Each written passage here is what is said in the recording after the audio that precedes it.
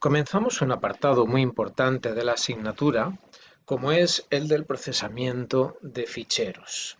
Procesamiento de ficheros con C++. El procesamiento de ficheros se basa en el concepto de flujo, como vamos a ir viendo enseguida, y se basa también por esa misma razón, se basa en la jerarquía de clases de entradas y salidas de C++. Veremos que realmente el fichero nos proporciona una fuente de datos, una fuente permanente de datos, de tal manera que para su procesamiento únicamente tendremos que asociar un flujo al fichero para establecer un canal de comunicación entre los dispositivos externos y la memoria. Una vez que el flujo esté establecido, el flujo esté asignado, los datos podrán fluir desde el fichero a memoria y desde memoria a ficheros. Por lo tanto, si ha trabajado con flujos, si tiene asimilado todos los conceptos con los que hemos trabajado, básicamente el concepto de fin de fichero, qué significa la inserción y la extracción de un flujo, el trabajar con ficheros no debería ser nada sorprendente. Sí es cierto que ahora tenemos que trabajar o tenemos que introducir conceptos nuevos derivados de la propia naturaleza de los ficheros, como por ejemplo en qué consiste la asociación de un flujo a un fichero, porque hasta ahora lo único o los únicos flujos con los que hemos trabajado han sido los flujos cin, cout y cer y flujos asociados a string. Lo más parecido, realmente lo más parecido a un fichero es un flujo asociado a un string por el hecho de que hay un nombre asociado a ese conjunto de datos, sería el nombre del string. Bien, veremos que el uso de ficheros tiene indudables ventajas sobre los flujos convencionales con los que hemos trabajado, como es el hecho de que los datos siempre están ahí, por lo tanto, podría procesarse el fichero de diferentes maneras, podría accederse de diferentes formas y los datos siempre van a estar ahí. Es más, podríamos incluso realizar varias pasadas, entendamos varias visitas, sobre el contenido de un fichero.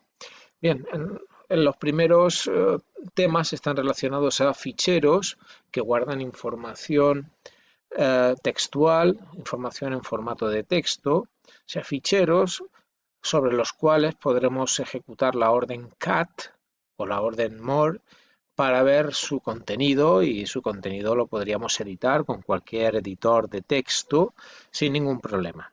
Eso va a ser la primera parte, las primeras secciones de los ficheros. Ya a partir de la sección 6 o directamente en la sección 6 hablaremos de otros tipos otro tipo de ficheros. Realmente siguen siendo ficheros con las mismas características, pero la información que contienen se procesa de manera distinta, son los ficheros binarios. Así pues, empecemos ya, sin más dilación, a trabajar con ficheros. La motivación de utilizar ficheros es la de conservar datos de manera permanente, de forma que esos datos sean accesibles a diferentes programas y en diferentes ejecuciones, sin necesidad de tener que generar los datos, volver a escribir los datos, proporcionar los datos. Tener los datos en un fichero, guardarlos en un fichero, permite una forma mucho más cómoda y mucho más eficiente de compartir información entre diferentes programas y en diferentes momentos. Los datos se organizan en ficheros que se localizan en dispositivos de almacenamiento masivo, discos, unidades de memoria flash, etc. Aquí puede haber, por ejemplo, una serie de ficheros de distinto formato. En este caso se trata de ficheros con XML o ficheros comprimidos, y aquí puede ver una serie de ficheros con extensión CPP que contienen código fuente en C++. Sabemos que podríamos editar cualquiera de estos directamente porque son ficheros de texto. Igual ocurre con los ficheros XML.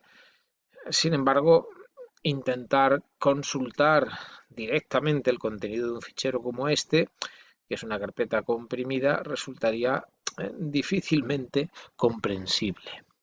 Bien, pues nuestro objetivo es ahora que nuestro programa acceda directamente a cualquiera, voy a fijarme en los ficheros de texto de estos ficheros de texto. Es más, podríamos manipular más de un fichero de texto durante la ejecución de un programa, por el hecho de que no estamos redimensionando ya, no vamos a redimensionar, sino que cada fichero tendrá asociado su propio flujo.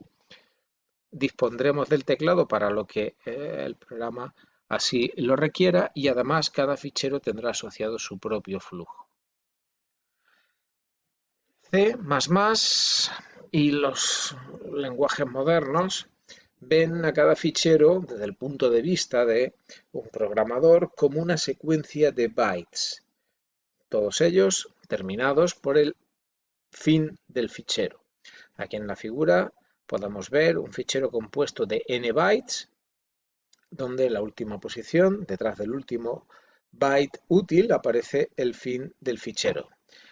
Observe cómo las posiciones también se numeran desde 0 hasta la última posición, que es la posición n-1. Por lo tanto, si pensamos en que el contenido del fichero es texto, cada una de las casillas, llamémoslo así, del fichero sería o contendría un carácter, un dato de tipo char. Bien, recuerde que el fin del fichero era un concepto importante en todo lo que hemos visto anteriormente y nos servía para indicar que ya no se van a suministrar más datos al programa, que ha terminado la entrada de datos. Por lo tanto, el fin del fichero que aparece al final de un fichero parece ahora de manera mucho más natural que es ahí donde deba estar. En el momento que se establece un flujo para comunicar el fichero con el programa, cuando el fin del fichero entra en el flujo y se detecta, pues se entiende que ya no hay más datos que procesar.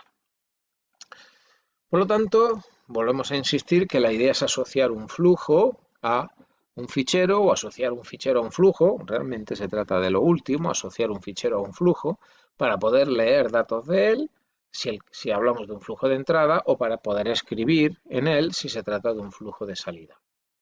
Es muy importante que tenga en cuenta que todas las operaciones y la gestión a nivel físico, a nivel hardware, las va a realizar el sistema operativo.